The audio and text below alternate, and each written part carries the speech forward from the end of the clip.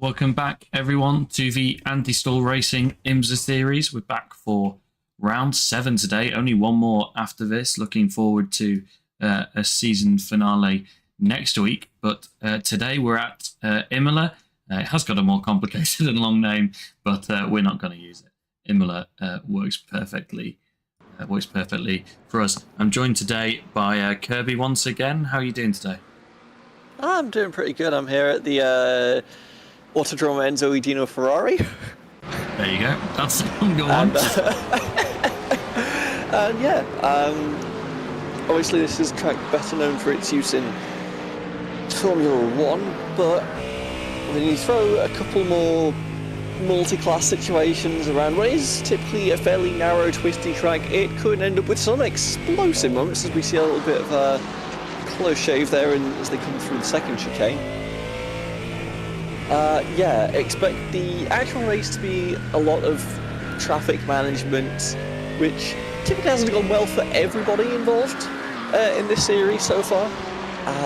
But in this qualifying session, just expect people to find some gaps, get their foot down, and try and get some flying lap times, because this track is hard. Yeah, I was speaking to one of the drivers before we went into the session today about traffic. They weren't very happy with an incident they had with it was one of the LMP2 cars. We got a car off in the gravel. It is only practice. There is there was forecasted at least a very, very small chance at rain today. I cannot check the forecast, Kobe. I don't know if you could check that at some point, but it doesn't look too rainy to me. There's some dark clouds in the distance. So. Well, we are 1:31 p.m. sim time. There is a 1% precipitation at 4:45, about 3 hours into the distance, which I believe we should be done by, so shouldn't expect any rain for this race. It's a very nice dry one. Wet races can be good, but it's nice to see flat out pace occasionally. This is the number 92, Oriel Falk, first to set a flyer, or he will be if he makes it the whole way around. It's a really, really fun track here at Imola. In fact, we're going to go on board for this lap as he flies over the curves. Really, really difficult here, and then I cannot remember these corner names for my life, so I know about one or two of them. Well, I have some on my screen, can see race lab apps, so I'm not sure they're correct, as we have the run here into Piratella. I believe that is Hard correct. flick to the left. Oh, just struggling to keep an inbounds there. You can see the rear squirming underneath him there. All the way down the hill, want to keep it just inbounds on the exit here, because it just flicked back across to the left. And then it's a short run down towards Variante Alta. He's giving a nice toe to his teammate Adam Jarvis behind as well. But no purple sectors for these cars. No Orioles, just picked up that third one, but only these two have gone through it so far. Morzakani setting the fastest sector 1 so far. No one's beaten Oriel Falk yet though, through that sector 3. And Massimiliano Laguerre quickest in sector 2. This is going to be a fairly decent benchmark from Oriel, although obviously takes a lap or so to get the tyres up as he squirms his way through the final corner. He's got that run down to the checkered flag now. Does a little trick to make that run as short as possible.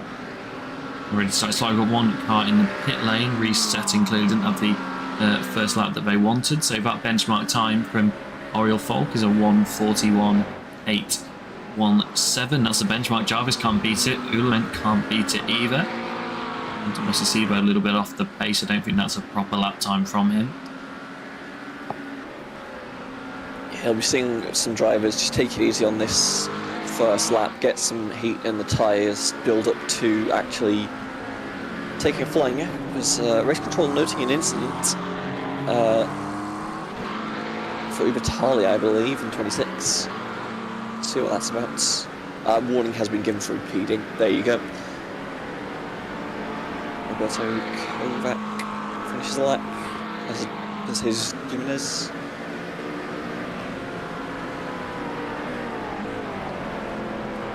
Yeah, so no one beating that time from Oriel yet. Michael Kallenberger matching the time of Adam Jarvis, so second and third nice and tight as they stand. Let's go to gaps rather than intervals.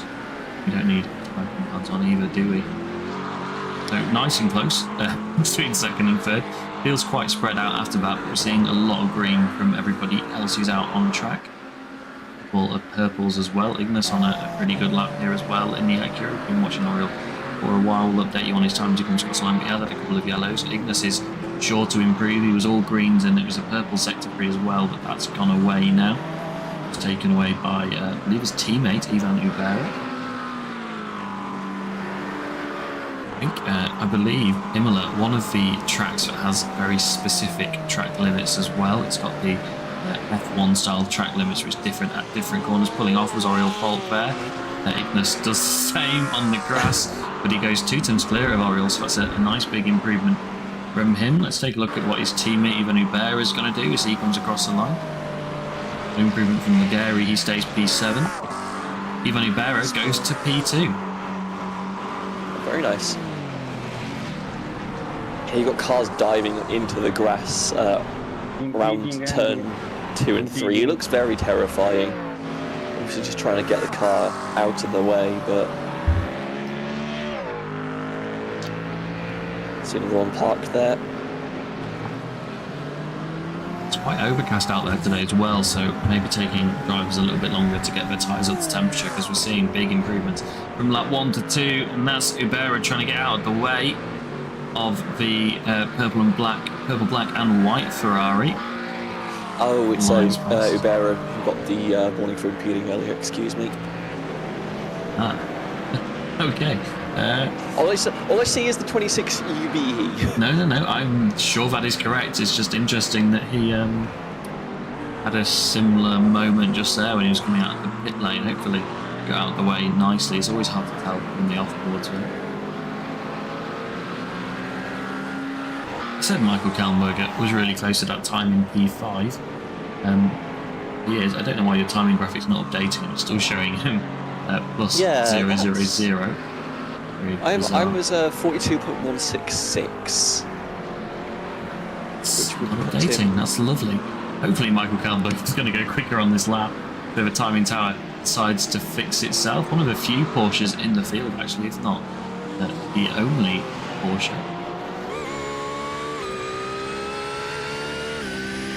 I do like the Pork. It just rotates really nice. We're not getting a better lap from it though, but yeah. Just the amount of rotation it has mid-corner makes it really nice to handle. I imagine around here it'd be a joy to drive just because you're able to like flick it through the slow sections. Vincenzo Sirocci goes to P8 on his first flying lap. We'll be pretty pleased with that in the Mustang. Yeah, I don't know why Kallenberger bailed out of that one. He was looking like he was going to improve. He had a purple sector, so I think maybe he invalidated coming through the final couple of corners. It's super easy to get a 1x here. There's so many places where you just want to go a little bit wider, carry a little bit more speed on exit, and this track is not particularly wide, not particularly forgiving. You got to watch out in qualifying. In the race, you can maybe get away with it a little bit more, just because your only penalty is going to be a slap on the wrist with a 1x that potentially leads to a drive further down the line. But as long as you shoot the point for the most part, you'll be fine. Yeah, Vincent Sirocci, who just went to P5, is improving yet again. He's picked up a purple sector 1, a green sector 2. I believe he's about to come across the timing line for sector 3. And he has done. It's a yellow, so no improvement through there, but a lot of time found earlier on in the lap, so still potential for this lap time to moving up the order. Currently 4 attempts off the pole position, but only like less than a 10 from moving up to P4, and then a couple of attempts from moving up to P3. Remember, points given out in qualifying here as well, so every position is worth it in the championship.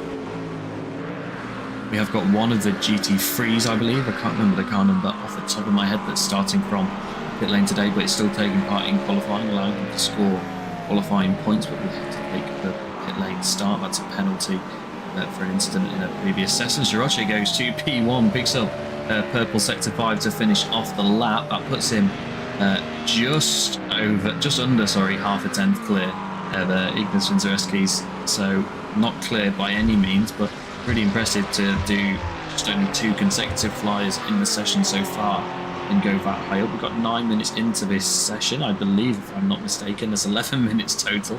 Yep, had the 2-minute warning. Drivers should be on their final warm-ups now if they want to take one more shot at the track. Ooh, that is Bakoven going in. It looks wide, it might be in limits. They are funny about the curbs on some of these exits, but just struggling to just get the power down, get the car to turn, but also keep control of that car. It's probably something we're going to see a lot more in the prototypes, with a lot more horsepower available to them, so those cars get wild under throttle. Ivan Ubera setting a purple sector 1 on his current lap, and Ignas Vincereski setting a purple sector 3. Looks like the Acuras are getting ready to strike back at the pole position that was stolen from the 2-man team. Obviously didn't need to find much, Ignas. He's got a lot of yellows, so just that 1 purple, so hopefully the yellows are very, very close to what he did last time round, and he can make that time up with that purple sector. We're all over the curves in the final corner to maximise the... and he dives to the pit lane, and that's 11 minutes as well, so it's session over. Yeah, that's super unfortunate. Knows that that's not going to be an improvement. Ubera both still improving, and look at this. What a lovely, lovely toe to have on your flying lap. But gained a lot of time in the chicane now, which is not ideal. You're right on the bump of this next car, which is Adam Jarvis, I believe. And right now Jarvis is on a flying lap themselves, but is just potentially going to block you off in this final corner here. They do manage to both get through unimpeded.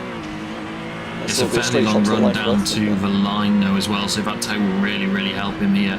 But I'll tell you what, the McLaren is pulling away from him a little bit on corner exit. I don't know if that's going to be the improvement that Ubera needed. and is an improvement, but it's not showing as a best lap for me. So I think he actually invalidated that lap. Yeah, he did, about 20 seconds before he took the line. So that's interesting.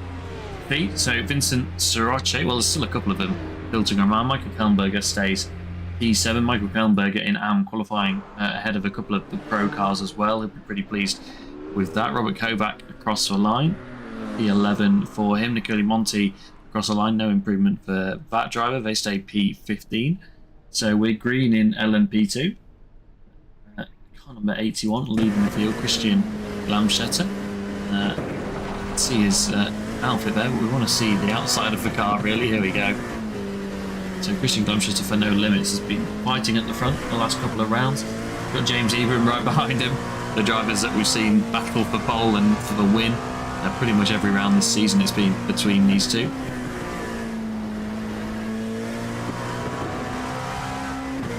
Looks actually fairly planted on some of these corner exits. I was expecting the car to move around a bit more, but looks like at least Lamstead has a fairly stable base to work with.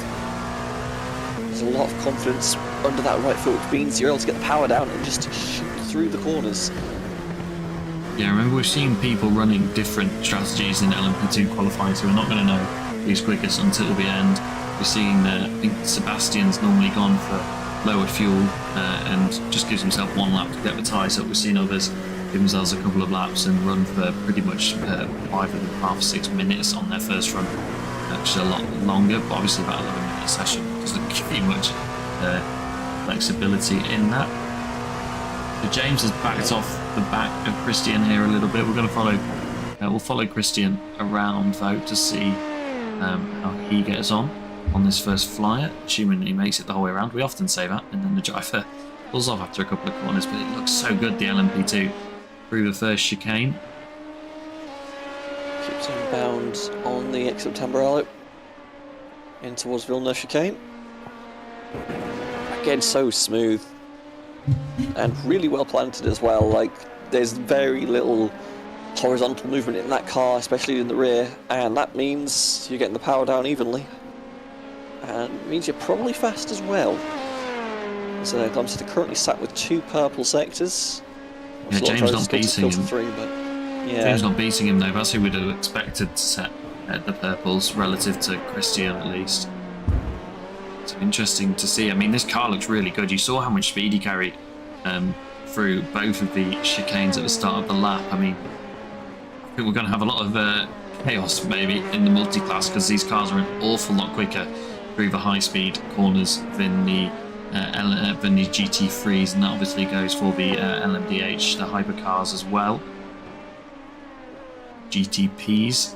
We're going to see a lot of high-speed corners around here as well, so it's going to be really interesting with the traffic. We've got a couple of nice long stretches to try and clear that as well. James steals the fastest 3rd sector, but can't beat Christian in the 4th sector.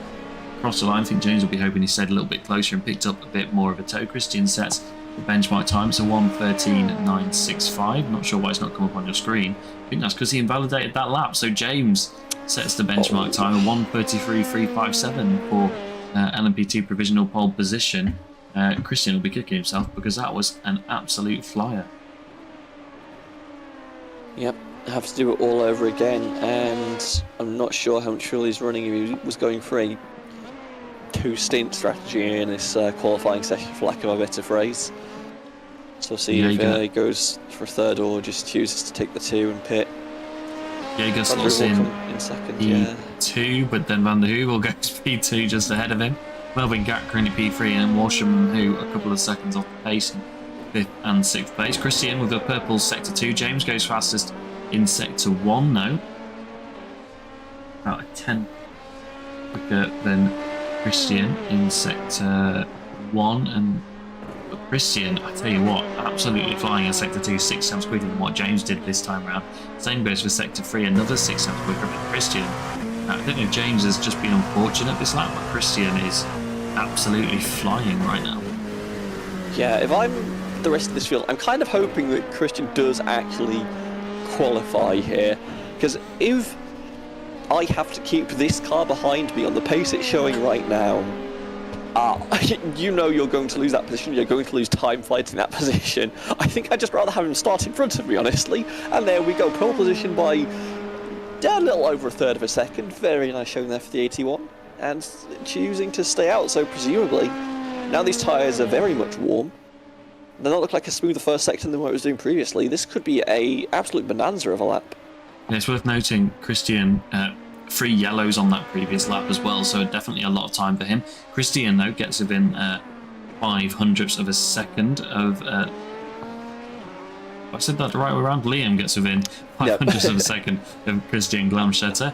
Sebastian sets a purple sector to go to provisional pole position. Ooh. Did not see that coming. That was mega pace, but don't count Christian up just yet, because that's only 0.03 of a second, and he's green in sector 1 and sector 2 so far this lap.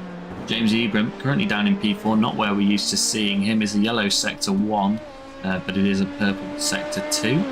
Purple sector 3 for Christians. I think we're about to see another improvement from Christian, assuming the rest of the lap goes well. Really flying, flings it over the curb, stays within, I believe, the track limit on the exit of the chicane there is the edge of the curb rather than the edge of the white line, so I think he's going to be all right there. Liam de Kock steals that purple sector 3. We've got a proper battle on today, and it's deep. Oh no! At the end of a lap for Christian Glemscher, so that's going to be run over. He gathers it up to try and get a good run out of the corner, so clearly he has enough fuel to go for another lap. That is so disappointing. Just presumably a little too much forward bias. Or rear bias, excuse me, in the car. The fronts get unsettled, the car wobbles under braking, and that is the worst feeling when you're just coming in that hot towards a corner and you can't save it from there. James Has to Ebram, abandon that lap. yeah, James Ebram goes to the top by 0.7 of a second. So I would have loved to have seen what was in for that lap for Christian that previous lap. Sebastian's not going to beat him on this lap. It's a series of yellows so far, so I don't know if this is a bit of a backup lap, but Seb just getting back, tyres back in the window, and etc. etc. Evan Walsham improves, but stays at bottom 3 at the moment, P6. Christian improving, yes, again, though, it's green for him. Only driver with that so far this lap. Evan Walsham green in sector 1 as well, but everyone else is yellow. It looks like a long way off for Christian, but remember, he was very, very quick on that previous lap, and these green sectors that he's setting were very, very quick sectors even before that. Wings it over the chicane. Let's see, coming up to the corner where we saw him make the mistake last time round. Liam de Kock is yellow. No improvement from him so far this lap. But you never know, that can be yellow by like literally 1,000th of a second, so it can still be time to find through the rest of the lap. Christian Glamstetter, oh, I don't know about that gravel, and no, that's lap out, over for him. Out. Pulls over. Has time to get it back out on the track, but like he's going to be on cold tyres. I think that might just be qualifying for James Ebram. Going to be on cold tyres and higher fuel load than he needs when there's only about 4 minutes left in the session. Given he went out immediately, there's no way he took the fuel out of the car. So yeah. That's so unfortunate. James looks, Glamstetter looks so good there, but just unfortunate in that last corner. That last couple of corners has ruined Glamstetter's qualifying, and I imagine he's going to want to take him a bit better in the race, but still P3 for now, so still not a terrible starting position. Let's see what happens as we go forwards. Sebastian still sitting P2. It still feels weird for P2 to be 7/10 off of pole position. He was able to improve on his last lap, but it wasn't a valid lap, so getting caught out by a 1x somewhere as well. So time in the car here for Seb as he gets all loose through, I believe that's a Tamburello chicane, and goes flipping over. Wow. So that's session over for the car 69. That's going to be the end of the day for him, unfortunately. So since P2 at the moment, it's going to be a best position on P2. James Ebram in the pits, so that's going to be day over for him as well. If I mention Ryan Preece, does that register as a reference to you? Yes, it does. Yeah. Twice in 2 years, right? Twice in 2 years. Not quite as spectacular as the first Daytona flip, but you know, still marks like finding a way to flip in gravel. It's quite remarkable. Evan Walsham to the line. It's green, green, green, yellow for him. What's it going to be as he comes across the line to complete the 5th and final sector? Yellow once again, but it is an improvement. Doesn't move him up the order, but does secure that P5 a little bit more. Half a second now is his gap to Andy Yeager in P6. So big please. Seb is back out. And have we not had the 2-minute warning yet? It's a spin. We've had the 2-minute warning. Evan Walsham. I'm trying to think when we had the 2-minute warning for checkered flag was about a minute ago. It's a 1 minute 32, so I don't believe Sebastian's going to make it round for the. And that was another car off in the background, I think, as well. That was a 44, and Seb's off as well. Everyone's all off. Andy Yeager has just been off as well, I believe. Trying to find a replay of that. We've got far too much going on. Look, once is Melvin Gack who's been off track. No, it's not, because that's a scenic view. That's a wonderful statue. Unfortunately, is and not we've got another part statue. of it. And another statue. Great replays here. Oh, here we go.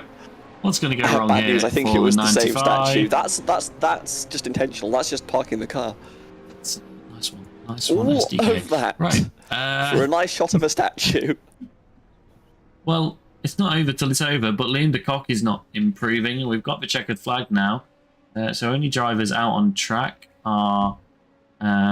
well, Christian is out there, but that's all yellows for Christian so far this lap, and he's retired to the pit lane. Liam does not improve either. That's expected. Only driver left out there is the 58.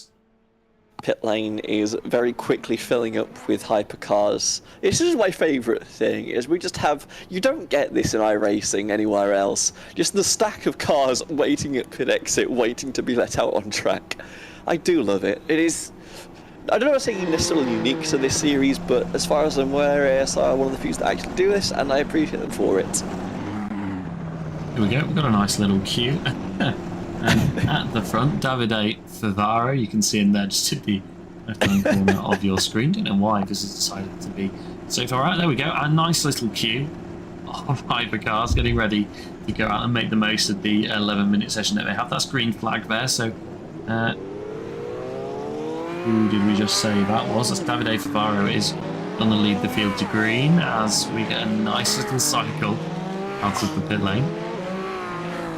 Pretty much up the whole field. We've got one driver hanging back.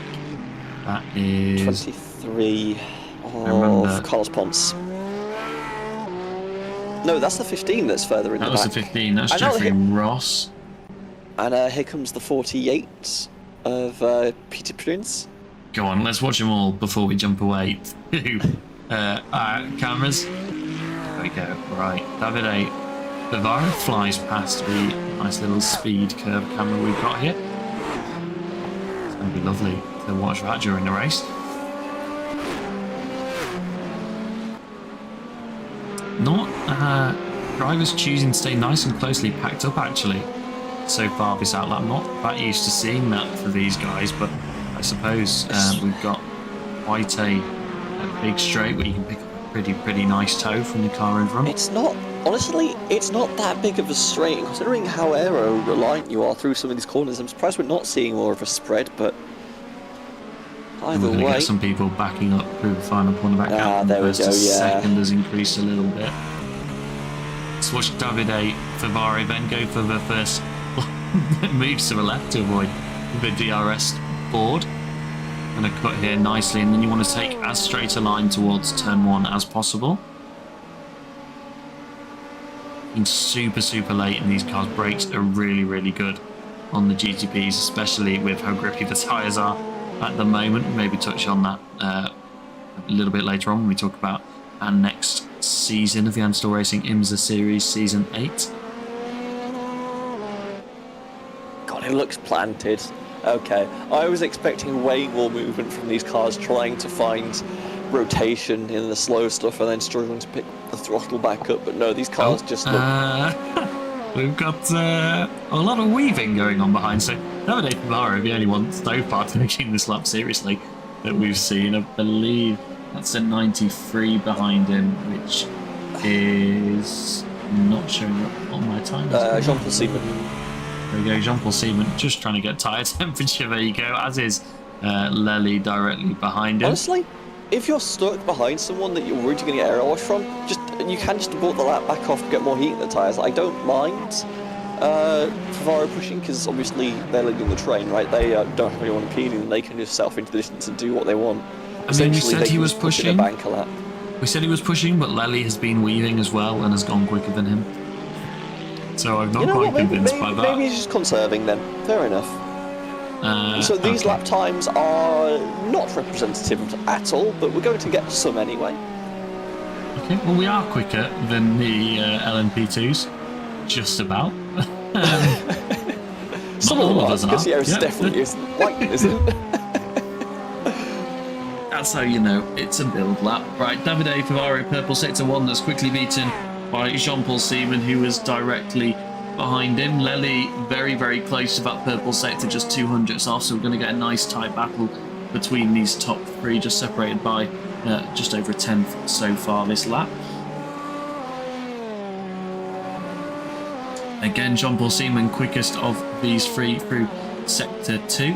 Pete Breeze goes to P2, but again, that was just his warm-up lap.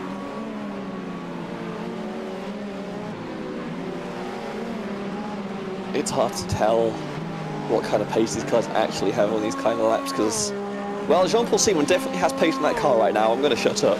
That is 2 purples and what was a purple, so it's definitely at least a fast sector 2. That, why is Seaman driving tonight? That would be the Acura. And it clearly has pace, because there's a 4th purple that quickly gets taken away, but still. Still mega speed so far this lap. Albert Preem took that sector 2 away in Essen. Koikhoven took the sector 3 away, but no one beat him in sector 1. Davide Favaro across the line. That's our first proper lap time in just into the 29.0. Jean-Paul Seaman across the line. Invalidates his lap. Yeah, Alvaro Gutierrez goes quickest by 2 seconds, so that was not a proper push lap from Davide. Matthias gets within 3/10 of that time at the front in the sole Cadillac in the series. To the top for Albert Preem with 2 purple sectors. Nice improvement. Just ahead, though, of Alvaro Gutierrez, and Jeffrey Ross goes half a second quicker in the Acura. Wow, that's a mega lap. 26.183. Yeah, the Acura being fast here doesn't surprise me. It's always been good at these like medium speed corners where you just need to get rotation through the car. There's a lot of this around here, and you don't necessarily care about your top end as much. There's only one really long straight, that is that front stretch. And even then it's not massive. As long as you're able to carry speed through the corners, you should be fine, as I think we're about to see someone stack it, unfortunately. So Albert Preem on his latest flyer invalidates and just chooses. Potentially, yeah. Just chosen to go back. Jeffrey Ross improving again at the front. Nice to see some proper pace from Jeffrey. We've seen it in the past, but he's flying today.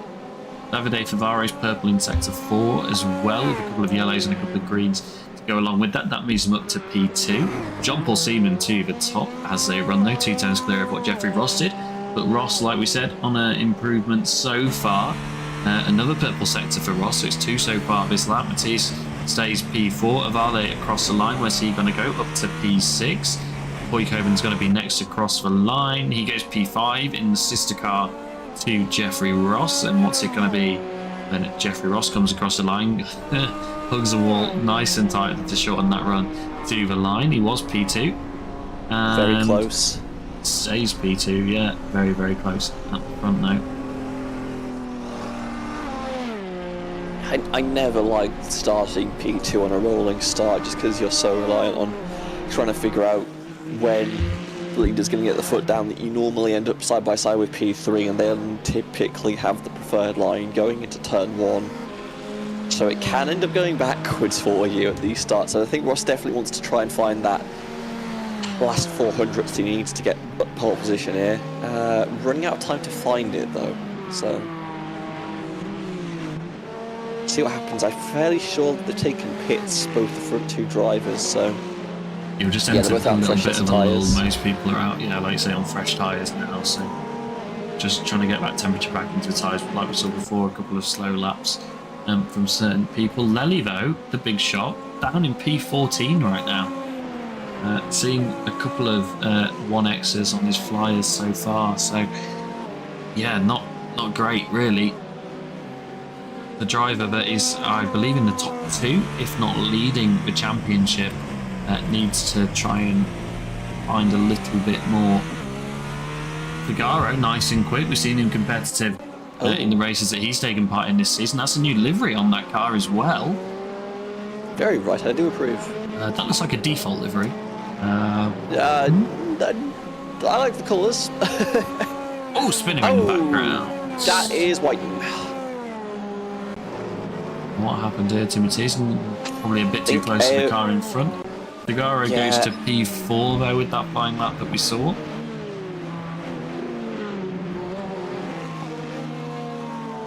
Quite sure why we're seeing this livery from Figaro. You know what I actually really approve of? Figaro stands out on the timing board. You can see the number highlighted there. Yeah, we get far too many red cars, don't we? That's because a lot of people leave the default liveries on, which are often red. I like a red car, but I also have my car as red as in the same colours as well, so people know it's a red car. Yeah, PSA to anybody that hasn't changed their default livery colours. If you go and do that, your number will change on the timing board. The timing board relies on your iRacing paint, not your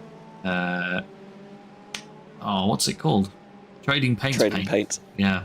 So if you go and update your iRacing paint scheme, we'll get a much nicer set of colours on the timing screen. And also, when trading paint inevitably dies during a special event, you still have one that's kind of close to your actual livery. That's the reason I do it anyway. Either way, it's too early in the morning for this. I don't care if it's 7 PM. Vandermillbrook. Vincent van der Moelenbroek, I think, is the way to say that goes across the line. It is an improvement.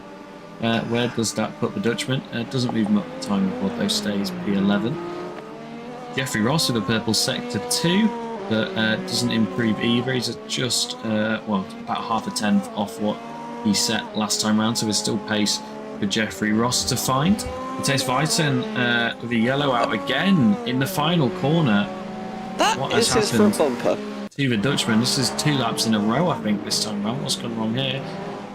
Oh, I just loses control as he goes over the exit curb. I think that happened in my first race in Imola in F1 21, I want to say it is. One of the first F1 games I played in the more recent sets. You just get too much of that exit curb, try and put your foot down, you've got no grip, the car just steps out from underneath you and suddenly you're going round on a fairly narrow bit of track. Obviously just gets spat out to the left into the wall. Jean-Paul Seaman flying out there right now with 3 purple so far. Vincent van der Moelenbroek, his teammate, just ahead.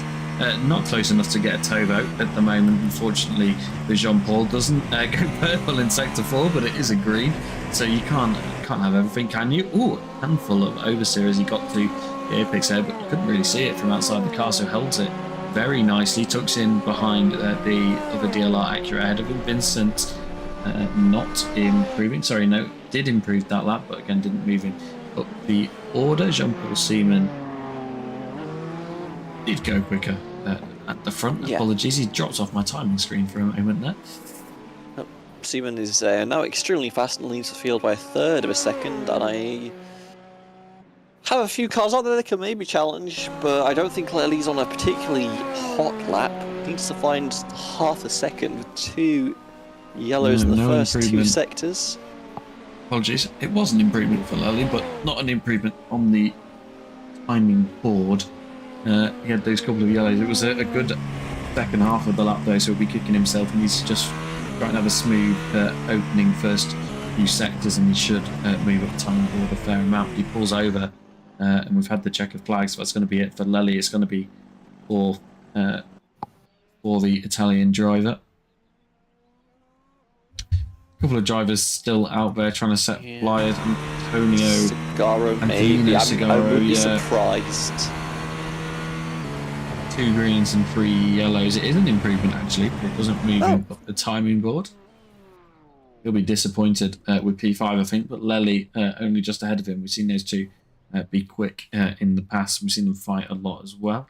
We still got anyone out there? Vale's We have parked still it. got a Vale, but he's pulled over in that Ferrari. Sure, I've got a couple of default liveries today. I'm just going to check if Trading Paints is Yeah, open, that's not the and livery I've got, so... let's see if Trading Paints kills my computer. We're downloading. Hopefully we get it done before we get to the start of the race, otherwise it probably will. Right. So that's 5 minutes. Trading Paints can be slow, it's not that slow, typically.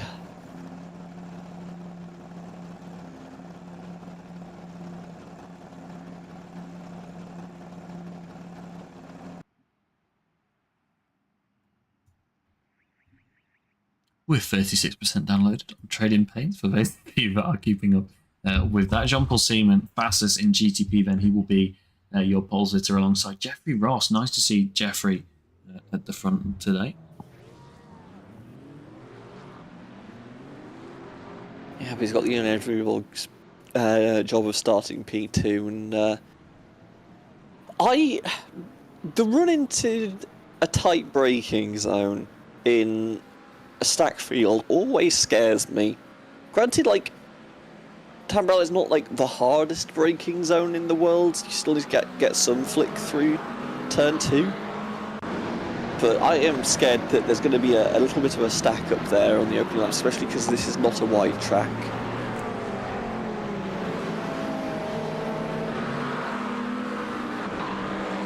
Someone's going for a little bit of I was going to say lawn mowing. That's gravel tending, I believe, would be the more accurate term. All right, we are up to date on Trading Paints. Hooray! I'm going to find a car that did not look right. That was a 114, wasn't it? No? 116.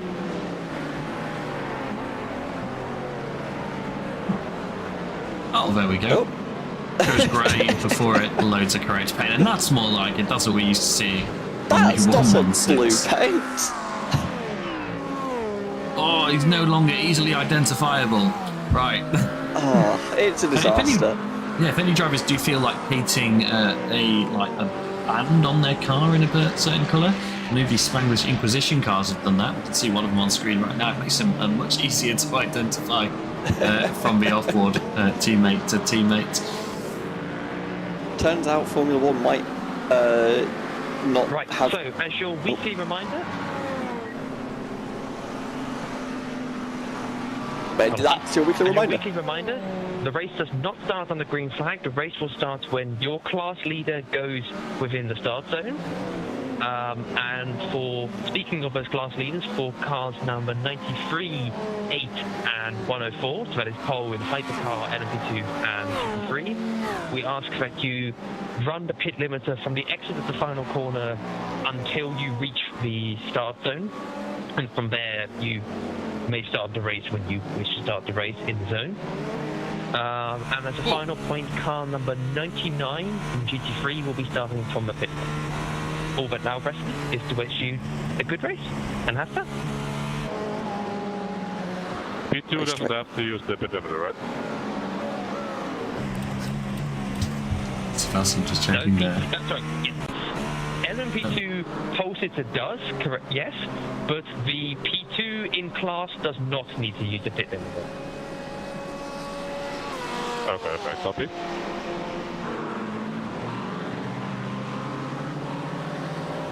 Race director Andy Tapman has wished the drivers a good luck after forcing them to drive multi-class race at Imola, so I'm getting mixed messages here, I'll be honest. Yeah, I was just thinking. You mentioned the turn 1 being fairly heavy braking zone, even though turn 1's not that tight. It is a chicane that is essentially single file, so we're going to see a little bit of chaos, I think. We have one chicane that tries to get them single file, and then we have another straight after that that tries to get them single file. It's We've got one time on board. Oh. Yeah, well, this is obviously the warm-up we have just before every race, make sure everyone's got their race setups, just getting a little bit of last-minute traffic practice. And yeah, I don't like the idea of passing cars around a lot of these corners. Oh, that car looked very sideways. Yeah, that looked like Sebastian was going off track, and we'll just give you a quick replay of that, because that was brilliant from that angle. Let's see what actually happened. loose over the curb, and to be fair to him, if you're going to do that in the race, it's not a bad outcome. You're probably going to get away without any major damage. Hard tank slapper into the wood. It's better to go in sideways in a Brace type car, I found in my personal experience. Yes, no, I remember the Watkins Glen 40 kilometres an hour into the fence, entire front suspension is ruined incident from one of our races at Hooprin's Racing, so yes.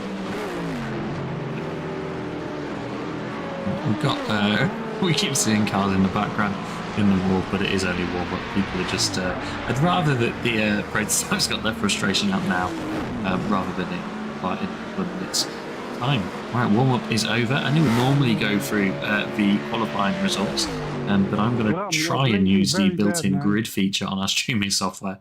I've never been able to get to work in the past, but I believe that's because we actually have to be in the race to get the grid feature. Right, here we go, grid. Oh, that's more like it. Oh my word. That's beautiful. Jean-Paul Zeman will start on pole position for DLR, just ahead of Jeffrey Ross, Davide Favaro, and Alessandro Lelli make up the second row. Sigari starts P5, David van der Wacker in P6, Alvaro Gutierrez P7, and Matthias Weiten in P8. I'm going to show it class by class, actually. Don't know why it's doing that. Oh dear. Ideal, is it? Okay, we'll go one row at a time. There we go. Edson Koiko in P9, Albert Preem in P10. Juan Tuavale in P10, Vincent van der Meulenbroek P12, Carlos Pons in P13, and Pete Preens in P14. That's the end of Hypercar Classic. You know what, we're going to go back to overall just because it's what seems to work. James Ebram is on pole in LMP2 ahead of Sebastian Van der Heuvel in P2. He's pretty pleased with that result, I think. Why is it doing that? Okay. Christian Glamstetter in P3 for them. Liam de Kock P4. Evan Walsh in P5. Melvin Gack P6. Andy Jaeger in P7 with Casper Hu alongside him in P8.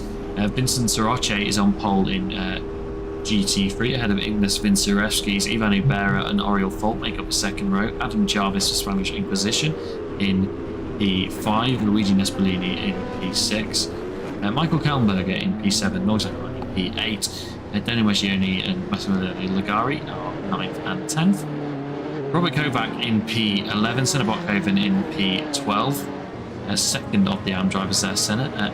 Niels Ullman in P13, Ram Karam alongside him, followed by Niconi Monti, Mick Sayan, Timon Scholten, Jesus Jimenez, Matteo Lemery, Quinton Bossi Sibo, and that is your grid. Well, that kind of worked, didn't it? We'll try and work it out a little bit more for the next race. We'll get there,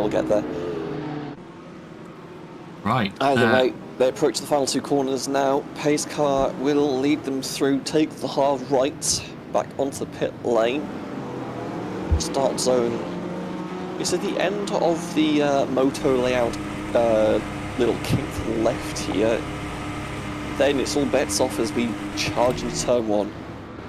6 Acuras lead the front row of this grid. We'll see if they stay there when we get there. LMP2 is a long way behind this field, but that's nice because it gives us a little bit of time to watch the action into turn one.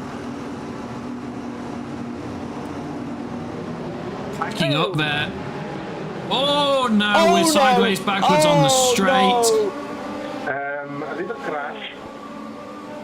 Okay, we are staying green though because the track is not actually blocked. Jean-Paul Seaman leads into turn one. Jeffrey Ross P2. The front two are as they are. Lely just behind him P3. He's made up positions with that interesting start that we just saw. LMP2, James Ebram going a little bit earlier than we saw in the hypercar class. Naspolini on the radio, not very happy about what happened. Still see a bumper banging around. Christian Glamstedt is on the inside of Sebastian Van der Heuvel. Like you said, that's the benefit of starting P3. You can watch the leader and follow them through, and that's exactly what he does. Gets up into P2, and we've now got another car. That's Liam de Cox challenging Sebastian, and Sebastian goes around.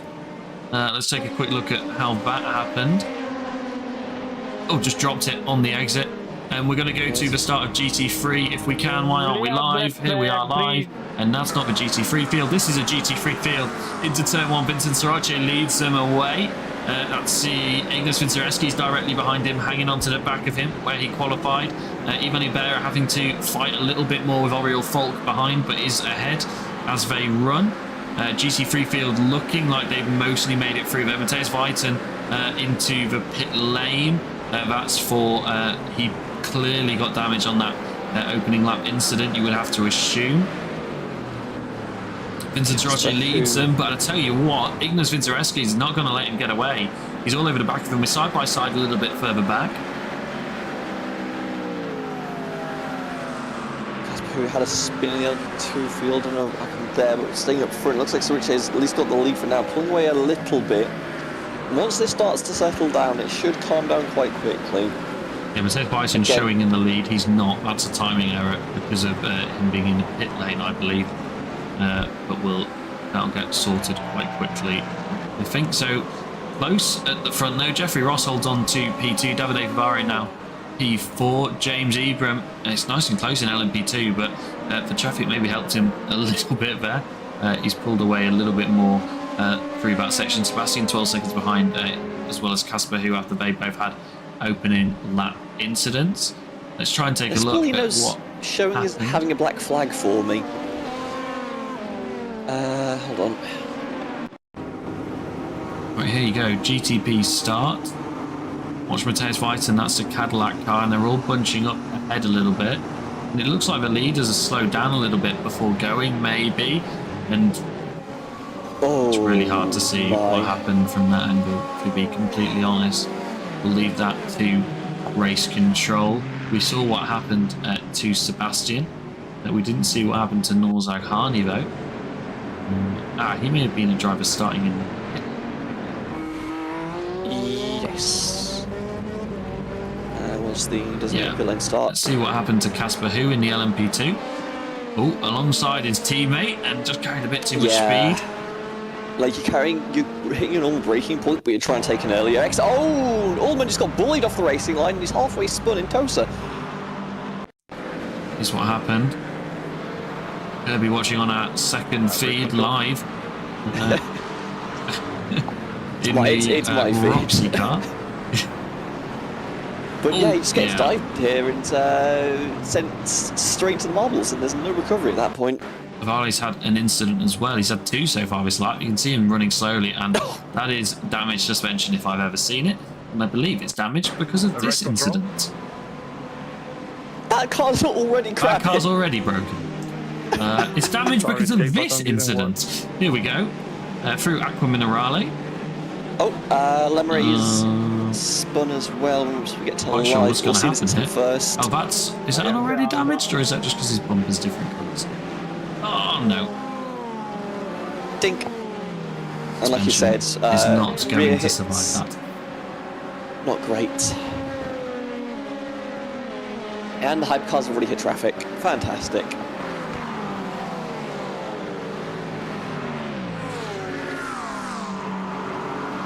We just hit traffic, and not to alarm anyone, we've got cars separated by tenths that are not going to want to wait behind GT3s. Their bumpers chopped off. This is not going to end pleasantly. Well, miraculously, everyone made it through that. Not quite sure how. First wave, yes. Seems unusual, you might say. Christian Glamshes is holding on to the back of James Ebram in LMP2 as well. That's worth noting. Ignas Vincereski is still right on the back of Vincent Sarace as well, but they're at the lead of this huge field. pile-up. Mildenbruckers involved. Lemeray. Here we go. Let's see what happened. You can already see this going wrong because the Ferrari's surely going to try and get past it. No. There's not. Yes, the Ferrari did try to get past it. Of course it did. Okay. And Michael Kellenberg has had an incident as well. There's too much going on at the moment. Unfortunately, my screen is just moving quicker than I can keep track of. Here's what happened to Michael Kellenberger. All side by side with Legari here as the GTP tries to go all the way around the outside, and the GTP cuts off Legari and sends Legari into the wall, and Kellenberger has a spin as a result of that chain of events. Let's that's what happened there. That's definitely going to go to the Stewards. Laguerre's been off as well again. I believe that's probably just trying to get it back to the pit lane with whatever damage he got in that instant. This is going to be a move here for the 51 on the inside of Lely. That's not 51, that's 29, and no, it's not. Thank you, Antonio. That was extremely unhelpful. James Ebram not happy with something. I believe that was a pass made by the GTP, and that's put Christian Glamsheder even closer to him. Just 2 temps separate him. James not happy on the radio, but I think that's going to give Christian a mega run here down into turn 1. And tell you what, Leon de Kock only 8 temps back from these guys as well. And that's 8 temps back from the leader, remember. Let's go to intervals on the screen, just make it a little bit easier for everyone to see. Oh, Cran's just been spun by a hypercar. Cran not happy. Let's see if James survives into turn 1, and he does. Please check. Going to find Bran on my timing screen. That got killed after turn 1. Here we go. Kalmberg got killed in turn 1, apparently, I'm hearing on the radio. Let's see what happened here. That was Ule reporting it. He's behind this incident, so what's going to happen here? Side by side, into braking. Looks fine Okay. for... Yeah, that's just... no, that's... Okay, that's just an unfortunate incident. I think really side by side is always difficult. Through there, let's see what happened to Stewards, but that just Brown. looks like someone got on the bad line, got a little too many marbles to handle. This is going to go so terribly wrong. Hypercar up the inside, Bram in the middle, and yeah, contact as a result. We knew this was going to be a problem today, didn't we? And it's proving to be exactly that. We'll try and keep you updated on messages coming through from race control. Andy, I apologise, but at the same time, you did this to yourself. Oh, huge incident. Melvin Gack sideways on the track. LMP2. No, this is just in the class, actually. Is Melvin Gack at the lead of this field in that Drackheim racing car? Oh, just gets loose on the curb, unfortunately. Okay. And ends up Just just unfortunate in the positioning, way. isn't it? Did all he could do, stayed still, tried to let the others make their way around him safely. At the same time, James has there's only one survived line here quite through nicely, there. actually, but he's having to make his way through some of that GT3 traffic now. White with LMDHs, GTP cars on the inside of James, and they all get through relatively well, let's say.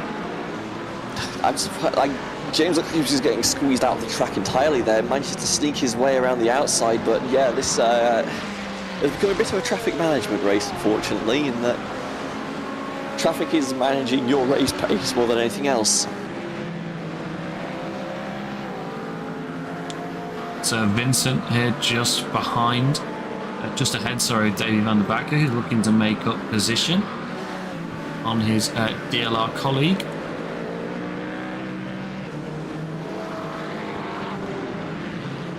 Tight at the front of GT3 Pro so as well. close. Sriracha's pulled away a little bit. I think Ignis has possibly been held up a little bit because his teammate is now right on the back of him.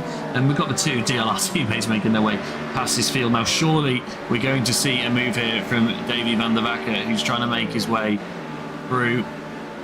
Then you can't, because there's GT3 there, and I think both of these cars want to keep driving here. A sensible Oh, decision huge to wiggle. oh, contact here, and it's all on the exit. Nearly collects his teammate as he carries a lot more speed through the exit, and that's through for Davey on his teammate, and that's I'm not even sure. Another car behind, that's for 10, which is a lap down, I believe. That's why they're right behind these cars, but not showing on the timing board. That could have been so much worse there. Van der Wacker just manages to sneak around Valdemorbrook, but God, that wiggle on the Michael track where both Kellenberger cars on the try to accelerate. inside. Michael Kellenberger on the inside of Matteo Lemre as the AM drivers battle it out. Kellenberger on a recovery after the incidents he's had today. Trying to get his way past Lemre, and he can't make it work. Lemre defending here, and we've got an LMP2 making their way through. That's a 58 of Evan Walsham.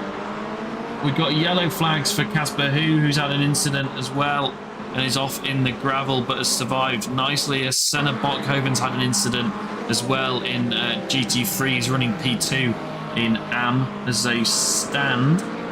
But he's picked up a meatball, unfortunately. So what's happened here? Oh, Sausage curb strike again. Yeah. It's a fairly big You don't hit need to to the see wall. the video, you just see the camera jerk and you know something's gone horribly wrong. Yeah, he's still driving though, and actually still running. It was still running P2 until just a second ago. But he's going to go to the pit lane early, but he can still make it on one more stop after this on fuel, which is good news for him. Alessandro Lelli defending it from Alvaro Gutierrez, I believe, unless there's just been a position swap. But I don't think there has been. Lelli picked up a filled black flag and lost a bit of time earlier this lap, which just put him on the defensive. Still has a bit of a margin though, and if you can get that ahead, that lead ahead of the next car before you get a time, you can presumably build that lead back. Kellenberger finally passed Lemeray, but can he make it stick Not into quite. turn 1? Yes, he can. What's the exit? Okay, yeah, that'll be fine. Yeah, we've seen it go wrong before, haven't we? Race control, please check. Mick Sayer not happy with whatever's just happened. Let's take a look. Let's see, Acura GT3 is the LMP2, slots his way through, and then that's going to make him slow on the exit, and then there's contact with the Mustang there. It's an unfortunate angle, couldn't quite, and then there's further contact. Okay. Let's That's take one a more look weird at it one. from a different camera angle. So I think he thinks he wasn't given enough room at that curb, which I tend to agree with that. And then the Mustang kind of just pretends he's not show the there. nose, yeah. I'm not. Need to see how far alongside him. Race control will have some better angles than we do.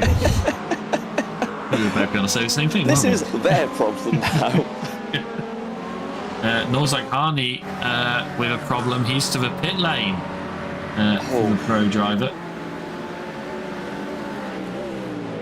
Start the race there. You don't want to end up there that quickly. Adam Jarvis looking for a move in turn 1. And Grace is great in GT3. We've actually got overtaking on track. It's mainly into turn 1, but it's brilliant to see. Adam Jarvis was trying to move up ahead of Luigi Nespolini, and that's James Ebron trying to make his way through on this battle. And, well, the Mustang wasn't happy, but he made his way through and didn't cause too much of a problem. The hard part is just getting that traffic past because you don't want to get caught up in exit here. And it looks like that LMP2 is just going to hamper. And Jarvis actually does a good job of getting out of the way there, just letting the prototype through, just so you're not trying to deal with them in a future corner. Sebastian making his way past a 14, but in contact with a GT3 please. later on. Monty straight on the radio. That's one of the GT3's, GTP, sorry. That's the 1, 2, 4 of Davide Favari running P3, trying to make his way through. These two are still side by side. Sebastian trying to go around the outside, and there's contact as he does so. Wasn't he clear enough that was his corner? It's really hard to tell from these sorts of camera angles, but he's now having to deal with one of the GTPs trying to get through, and that GTP did not want to wait. That's another GTP that has to take avoiding action onto the curb. This is what happens when you have all three classes on the same bit of road. Nicoli Monti has picked up a meatball from that contact. That's really, really unfortunate. And then Sebastian has more contact with the GTP as he tried to go around the outside. It's all chaos today. Oriol Falk on the back of Ivan Ubera, who's dropped off the back of his teammate. Oriol looking for a move here. He's got a mega run. Ubera depends the inside, but that's not going to trick Falk. He dives down there at the last second. Can he keep it on the road? No, he can't. All over the curbs. And he catches the 24. Sorry, is that the 25? That's Liam Lukaku was running P3. I was going to put Evan Walsham ahead of him, surely. Check my corner before upcoming rally last lap, please. Thank you. Oh my lord. Little bit of bookkeeping for you. Ante Segaro has been determined to be at fault for the lap 1 pile-up we saw at the GTP start. Is that a drive-through penalty? It is That a is black a drive-through flag. penalty, yeah. Black flag, but he's still trying to make up position on track before he goes to serve it, and he doesn't contest it. Straight to the pit lane for Antonio Segaro. It's good to see no contesting on stuff like that from the drivers. Let's take a look at a couple of overtakes. Senna Bokhoven is going to get past somebody here, but it looks like it's Robert Kovacs. I'm not sure what's happened to Robert.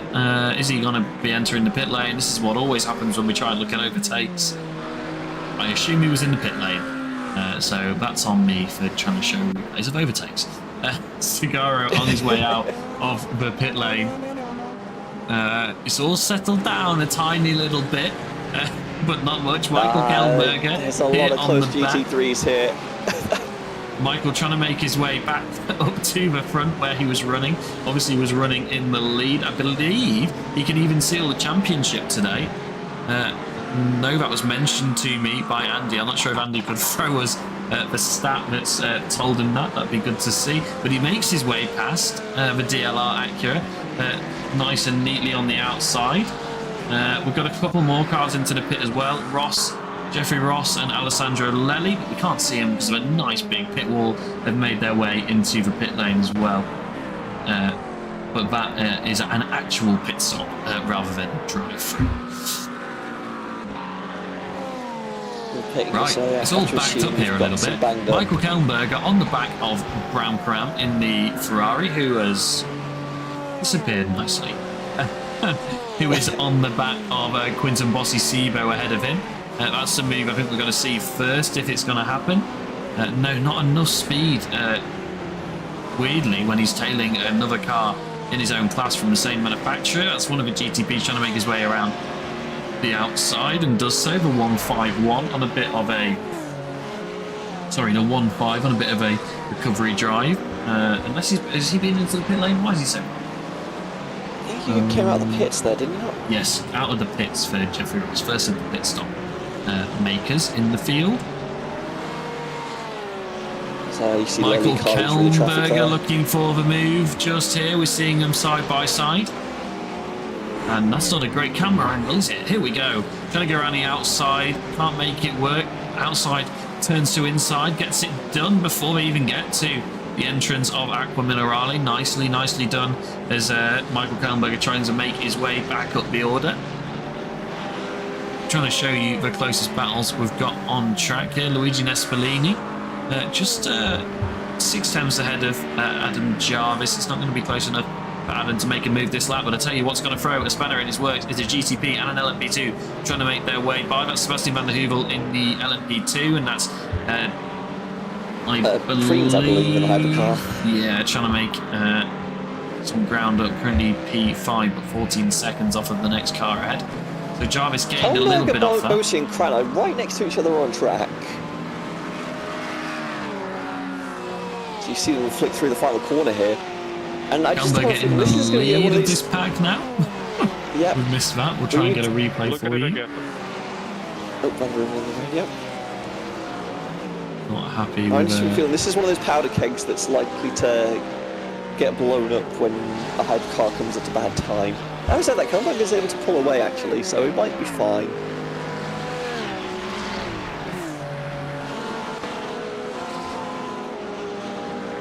Van der Heuvel's chat has been disabled. Race Control have determined that is not something they want to look at. Please shut up. Carlos Ponce defending from Davy van der Backer, who's right on the back of him and gets a much better run through the chicane.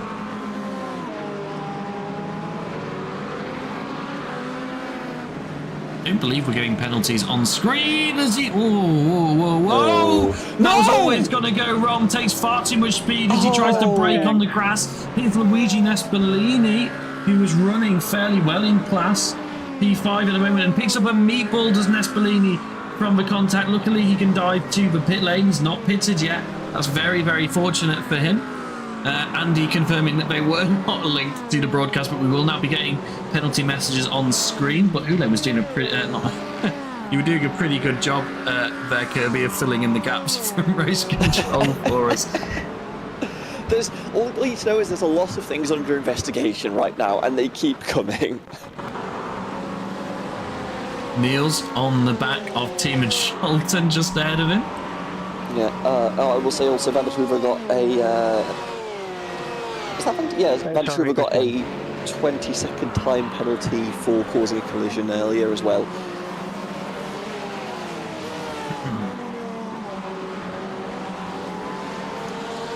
I believe...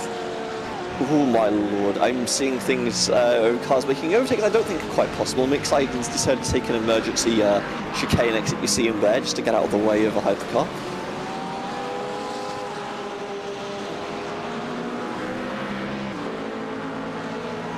Yeah, let's take a look at McSane going off track. Just heard there it was avoiding a hypercar, and the hypercar was on the that's grass. his teammate diving in as well, and it's like, I can't really get the car blame him turned. for bailing out there.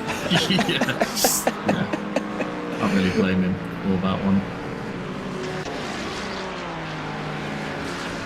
Still 20 minutes in, Jean-Paul Simon's got the lead of the GTP fields.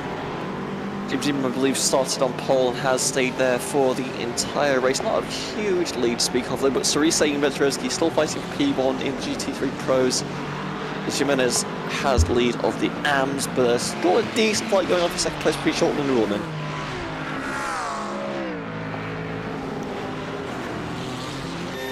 Yeah, they've really closed up this lap. This is Sultan just ahead. And Ule down the inside. Ooh. At the second to last corner, and that's going to give Tiemann a better exit. He tries to get back up the inside, but can't. Racing incident for some contact between, I believe it may even have been these two drivers. A couple of laps it was ago. Ullman and Monty, I believe.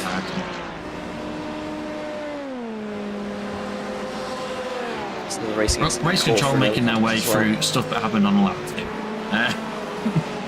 Brilliant, brilliant, brilliant. Most of our GTPs are into the pit lane, apart from Jean-Paul Seaman, going one more lap than the rest of the field. Prince also stays out here, as far as I can tell. It looks like it to me as well. Not going to make it to halfway, given how early the rest of the field are pitting, but still interesting to see. None of our GT3s have been in yet either. So from suspected damage, but Kellenberger off the road in his recovery drive. What's happened no. to Michael Kellenberger? Here we go. He's just going to go off on his own, I think. Another excursion into the marbles, yeah, and you can't get the car turned at that point. Vincherewski's first to pit in the GT3s, I believe. Unless Bellino came in a lap before, my apologies, but yeah, I think the pit window has opened for them.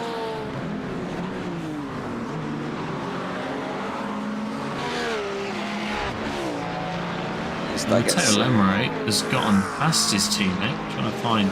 Here we go. This is Matteo Lemery. You can see him behind in the McLaren, getting past his teammate Quinton Bosisico in the pro car behind, trying to make their way through, and Matteo off into the gravel.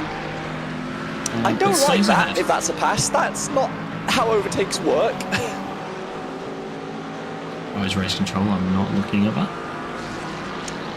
Hey, race control, how are you doing today? No one mentioned it over the radio, so... yeah. They could, right, a lot of GT3s flurry to the pit lane. A lot of cars in the pit lane here. It's a little earlier than we typically see them as well, because they're normally the last to pit in the sequence. LP2's staying out so far. See how it cycles out as, given how off throttle is. Two-stopper one stopper, excuse me, might be a stretch, but we'll see. You need to make a little bit under half race distance on first and just to counteract the pace lap. James Ebram. Ebram leading by a fair margin right now in LMP2. I think that's come down though. That was a bit more. But presumably it could just be a case of traffic giveth, traffic taketh. Ebram's definitely had the overall pace so far, I would say. Edson Koikonen close up to the back of Alvaro Gutierrez massively. He was the second behind at the final couple of corners of the last lap, so he's done really, really well to close up here.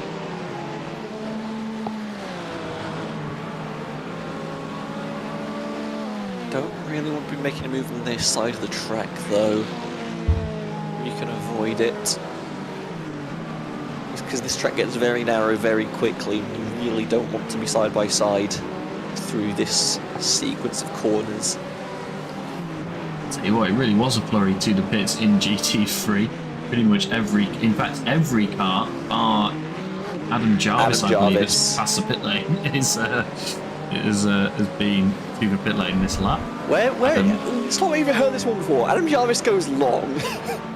Down the inside, Edson Koikoven thinks about it, shows his nose, backs out. Surice not happy about something.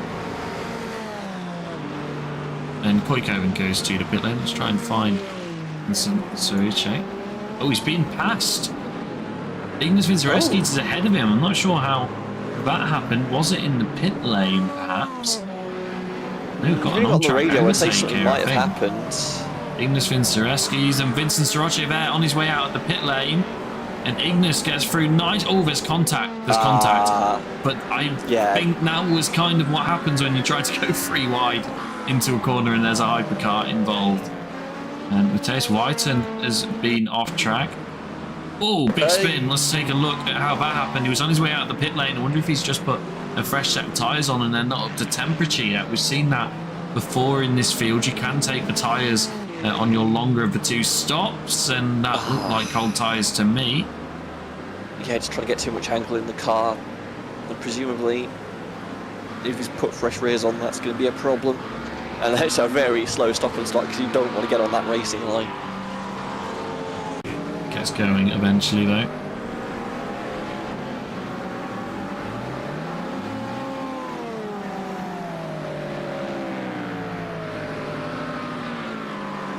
It's going to cost Surace, I think. He is closing up a little bit on the straight, but Ignis was pretty much on him for most of the last stint, actually. Now you've got Ibera, teammate, just waiting directly behind you. So I expect we might be seeing a more aggressive P3 than we might typically, shall we say.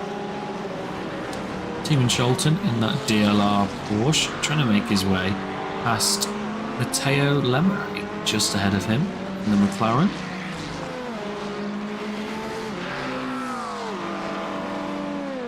These cars go fast, but they look so tame compared to the hype cars around them.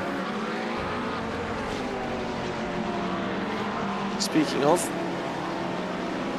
okay, it's well timed there by the 25 just to get around there. Liam Cock won't cost either of them too much time there. Sure we'll be able to continue that fight.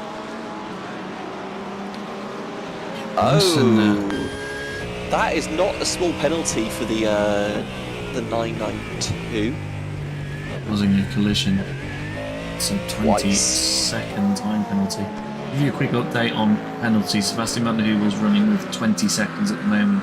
Carlos Ponce has picked up 15 and Alessandro Lelli has also picked up 20. Jesus Jimenez was off there. What was that? Why are we cutting away from that?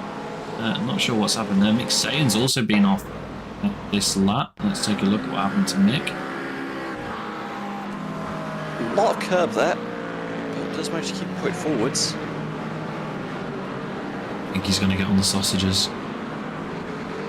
Oh, no. Oh, just... No, he just misses the corner, puts... That's a weird one. Didn't look like he was that far off, but the car just loops on him anyway.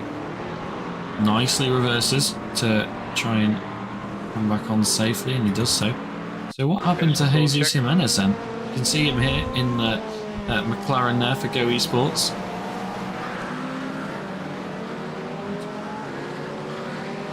I believe it was just here. So yeah. Ooh, dear. This is the rear end. That's no, gets to the inside. That's weird. John Paul Seaman, your race leader's had an incident here. Jeffrey Ross is now back ahead of him. Let's take a look at what happened to Jean Paul running on the back of the LMP2. And then gets on the marbles. We've seen that go wrong for so many, but there's contact with the LMP2. The LMP2 was up against a curb. I'm not really sure what the LMP2 could have done, and that's Jeffrey Ross coming up behind him, and he's going to get by just because he's got so much more speed.